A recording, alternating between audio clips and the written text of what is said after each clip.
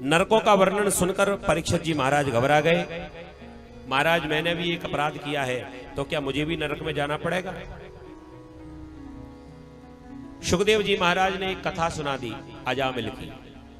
कोई व्यक्ति जीवन भर कितना भी पाप करे, लेकिन मरते मरते एक बार भगवान का नाम ले ले तो प्रभु उसका भी उद्धार कर देते हैं। लेकिन इसका मतलब ये नहीं कि अब सोच रहे हो कि फिर कथा काय को सुन रहे हैं तो फिर हम मरते ही समय भगवान का नाम लेंगे। काय को बैठे या फालतू। एक बात विशेष ध्यान से समझ लेना, जन्म जन्म मुनि जतन कराही, अंतराम कहे आवत नाही। चाहे कितने प्रयास कर लेना, लेकिन आखिरी समय पर राम याद नहीं आएंगे, घर के काम याद आएंगे। एक व्यक्ति आखिरी सांसें गिन रहा था। आखिरी समय बहुओं ने कहा कि पिताजी आप भगवान का नाम लो। अब बाबूजी राम का नाम तो ना लें। बाबूजी कहें कि बड़ा बेटा कहां है? बेटा कहने लगा हम यही हैं। तो फिर छोटा बेटा कहां है? छोटे ने कह दिया हम भी यही हैं, तुम तो राम का नाम लो। अब बाबूजी सब कुछ कहें लेकिन राम नाम ना कहे, अंतराम कहे आवत नहीं। आखिरी समय में राम शब्द निकलना बड़ा मुश्किल। एक बहू बड़ी चतुर थी, इसने थोड़ा प्रश्न घुमाकर पूछा, बाबूजी तुमसे क्या नहीं बोला जाता? सब कुछ बोलते थे लेकिन राम नाम नहीं बोलते थे। और बहुएं कहती थी कि राम नाम बोलो, बाबूजी मना करते हमसे नहीं बोला जाता। तो इसने थोड़ा घुमाकर पूछा, बाबूजी तुमसे क्या नाम नहीं बोला जाता? बाबूजी ने कह दिया, अब ये तो सोच रही थी कि कम से कम धोखे हो सही, झूठे हो सही, मुंह से राम नाम तो निकले। लेकिन बाबूजी कहने लगे कि बहू जो तू कहलवाना चाह रही है ना, बस यही नहीं निकलता, बाकी तो सब निकलता। सब कुछ कहा लेकिन राम नाम नहीं कहा। बहुत प्रयास किया। अब तो और सांस उखड़ने लगी, आंखें बाहर निकलने लगी, घबराने लगे। इतने में क्या देखा, सारा परिवार आ गया।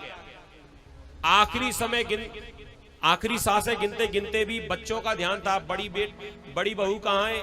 यही है बड़ी। और छोटी बहू यही है। नाती पोते कहाँ हैं? सब यही हैं। दरवाजे की तरफ देखा, हाथ उठाकर उंगली का इशारा किया और इतने में प्राण निकल गए। छोटी बहू ने कहा कि सुनो, बाबूजी कुछ कहना चाह रहे थे। तब तक बड़ी बहू कहने लगी, खजाना तो नहीं बता रहे थे? दीवाल की तरफ इशारा कर रहे थे, कहीं ऐसा तो नहीं कि कुछ गाड़ के रखा हो और हमारी जानकारी में नहीं हो। अब इन्हें हिलाओ डलाओ, कुछ तो कहें, थोड़ा तो बोले। अब पूरे घर वाले आ गए, खूब हिलाया डुलाया, बाबूजी नहीं बोले। बउआ ने कहा जाओ जल्दी डॉक्टर को लेकर आओ। डॉक्टर साहब को बुलाया गया। डॉक्टर साहब ने नब्ज देखी, कह दिया अब ये बचे नहीं। हाथ जोड़कर कहा चाहे कितना भी खर्चा हो जाए, ये 2 सेकंड को बोल जाएं, ये बहुत जरूरी बात बताना चाह रहे थे। कह दिया मैं प्रयास करता हूं, खर्चा 2 लाख रुपए होगा और फिर भी गारंटी नहीं है, मैं कोशिश करूंगा। कह दिया जो कुछ होगा सो सब देखेंगे, लेकिन ये बोल जाएं। डॉक्टर ने तुरंत फोन किया, हवाई हेलीकॉप्टर से सीधे इंजेक्शन मंगवाया, जरूरी दवाइयां मंगवाई और पूरा वेंटिलेटर लेकर घर पहुंच गए और खूब इलाज किया। थोड़ा सीने के ऊपर जाकर दबाव भी दिया, सो गई हुई सांस लौट आई। जैसे ही बाबूजी के प्राण वापस लौट कर आए, डॉक्टर से कहा ये ऑक्सीजन हटाओ। डॉक्टर ने कहा मर जाएंगे। कह दिया कोई बात नहीं, तुम तो ऑक्सीजन हटाओ, बहुत जरूरी बात बता रहे थे। ऑक्सीजन हटा दिया। बेटों ने कहा बाबूजी आप कुछ बताना चाह रहे थे। कह दिया मैं क्या बताना चाह रहा था? कह दिया वो इशारा करके दीवार की तरफ कुछ कह रहे थे ना, कुछ गाड़ रखा है क्या? कुछ जरूरी कोई काम, कोई घड़ा, कोई सोना चांदी, क्या बता रहे थे? बाबूजी ने माथा ठोका, नालायक, मैं तो ये कह रहा था कि पूरा परिवार मेरे पास ही खड़ा है और वो दरवाजा खुला और देखो बकरी आई और झाड़ू खा गई। मैं तो ये बताना चाह रहा था।